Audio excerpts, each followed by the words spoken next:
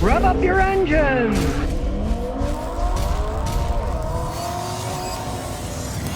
Well, the Labor Department now suing Hyundai to block the use of illegal child labor in Alabama. Turns out they had a 13-year-old kid working 60 hours a week. A 13-year-old kid working 60 hours a week. Now, it wasn't in the Hyundai plant itself, but it was an auto parts supplier that Hyundai uses. The company is called Smart Alabama. They had a 13-year-old kid working there, right? It's operating a machine that stamps steel. An adult's job, right? As the Labor Department says, and I quote, companies cannot escape liability by blaming suppliers or staffing companies for child labor violations when they are, in fact, employers themselves. Gotta agree with that one, right? A spokesman for Hyundai, of course, the guy's obviously a lawyer, Michael Stewart, says, the use of child labor and breach of any labor law is not consistent with the standards and values we hold ourselves as a company. Well, it may not be consistent with your standards, but that's what happened, right? Well, this is just a rare thing. Hey, don't worry about it. Don't look behind those doors. There's a bunch of kids in there working. Not because I'm a lawyer, I got to choose these words just right to make it look like, well, we didn't do anything bad, but maybe something did go wrong, so we can't deny all responsibility because then we lose in court, right? So we'll just say, well, that's not consistent. Well... It's insanity, you know, what's going on in these places. 13-year-old kids working 60-hour work. Well, he looked old for his age, you know. There are things like birth certificates, social security numbers. You're supposed to check that stuff, you know. There are laws for that stuff. At least somebody's doing something about it now and they're suing them. Well, it is a Korean company. Who knows? Maybe they got 8-year-old kids working in Korea. I don't know. Well, indeed, the Chinese are taking over with electric cars. The Chinese tested out a BYD PHEV, a plug-in hybrid, and it went 1,497 miles before it had to refuel. That is a lot. Now, granted, the speed limit in China's lower than here. A lot of times they were only going 50 miles an hour. But still, even at 50 miles an hour, to go almost 1,500 miles on one charge and one tank of gas. That's something. Which goes to show why hybrids are more of the future than battery electric cars. Because there's no range anxiety with these hybrids, right? You can go a long way, right? 1,497. Okay, that means that you don't have to stop at all during any trip you're taking. Because who the heck is driving more than 1,400 miles in one day other than truck drivers, right? I mean, I might go 600 miles max because I'm getting old, right, in a day. You go a couple of days before you even had to fill the stupid thing up. So it's not the electric range anxiety. It's the exact opposite. They have extremely high range with the combination of a hybrid system that uses both battery, motors, and an Atkinson cycle gasoline motor. It's a Chinese company, BYD, and they call it the Seal. And these things start at $13,775. Mind you, it's in China, you know, and the Biden administration wants to put a tariff on that stuff. Yeah, right? Tariffs are not a good thing for us as people, because it's just artificially increasing the price of stuff. If Americans can't make something, too bad. We'll get it somewhere else, right? We're not really a production society anyways. We're more of an information society. So what? Everything else, we have our clothes are made in China, our shoes are made in China, our phones are made in China or Vietnam, you know, whatever. Two commie countries, right? They're supplying the big capitalist countries with everything they want. Gee, Karl Marx must be rolling over in his grave, right? So much for the Communist Manifesto. He should have written, the Communist Manifesto is, in the future, communist countries will supply the capitalist countries with cheap goods. Now, I gotta say, here's one of the dumbest things I ever said. These guys polished the Cybertruck, right? It's stainless steel, so they polished it so it's like a giant mirror. People did that in the past with those DeLorean Back to the Future cars because they were stainless steel. One guy polished them, right? Now, one, it's an insane thing. The DeLorean, it took like 4 hours for every square inch of polishing.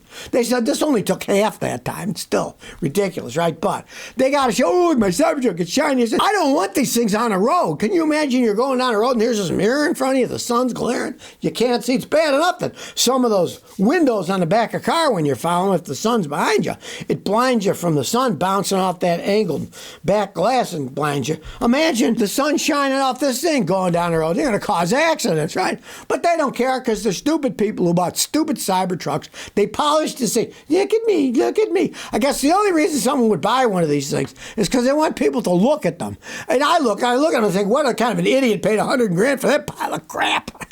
And we all know they didn't put the right amount of nickel in the stainless steel, so they have a tendency to get that rust. So I don't think their shiny mirror is going to last long before it starts fading away. Well, old Elon Musk said in 2024 he was going to build 50,000 of his electric semi-trucks, right? That was his big deal. You know how many semi-electric trucks he's built so far? It's not 50,000. It's 36, not 36,000, just 36. But he has plans to expand the fleet to 86 semis soon.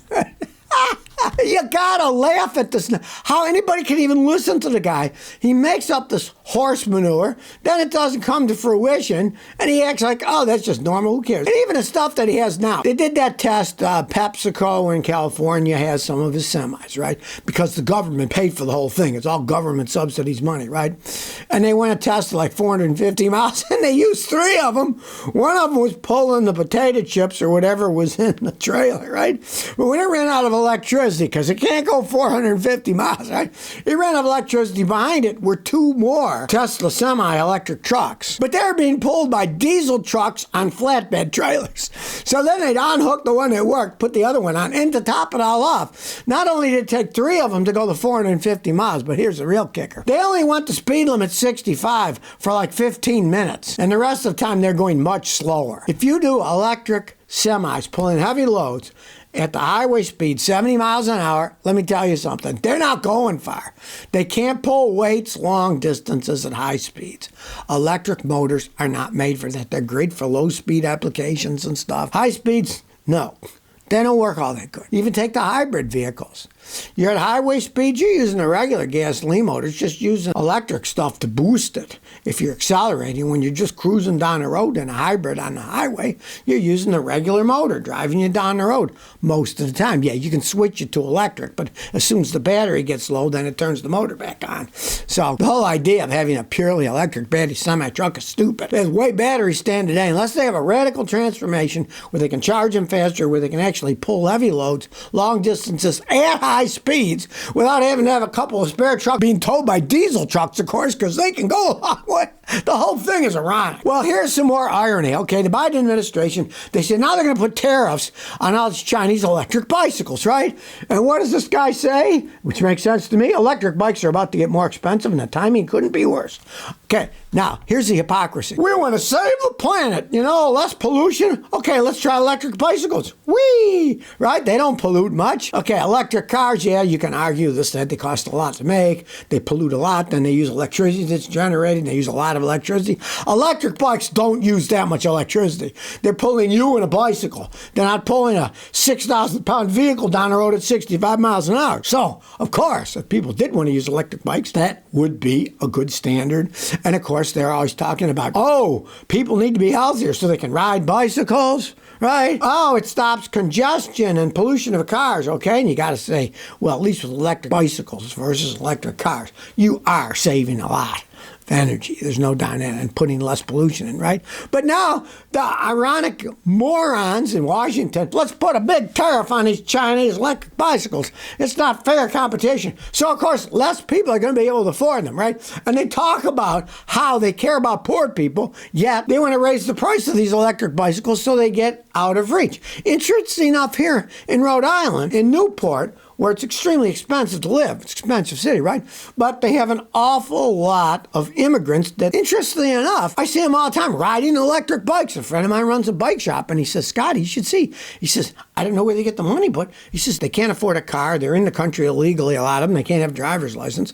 So they ride these electric bicycles. And he said they're all riding around. He said they will ride them until the wheels get down to the metal. Then they'll go get another one, right? Well, if you raise the price of it, these poor guys can't afford that, right? But of course, the Biden administration has no idea what they're doing. One says this, the other says the opposite. Let's make bikes affordable, and let's raise the price of bikes. They're Chinese bikes. Well, I hate to tell you, almost all the bikes in the world that are made, electric bikes, are Chinese. The statistics I got is 86.3% of the bikes purchased in the U.S. are Chinese made. Whether they say, we made these bikes in Austin, Texas, then you find out all the pieces come from China, and they just bolt them together. And sometimes it's even worse. They come to like Austin, Texas, in a box, right? And yeah, you got to take it out of the box and take the wheel that's in the box and bolt it to the frame, right? But they're mainly put together. The final assembly was done in the U.S., right? All this crap's come from China. They're trying to push people to buy them, but then they're trying to make them more expensive. What do we have? We have idiots in Washington. One hand doesn't know what the other hand's doing, and they're trying to placate everybody, especially now, because it's an election year. So don't believe anything any of the politicians tell you, because they're all lying to get elected. So if you never want to miss another one of my new car repair videos, remember to ring that bell.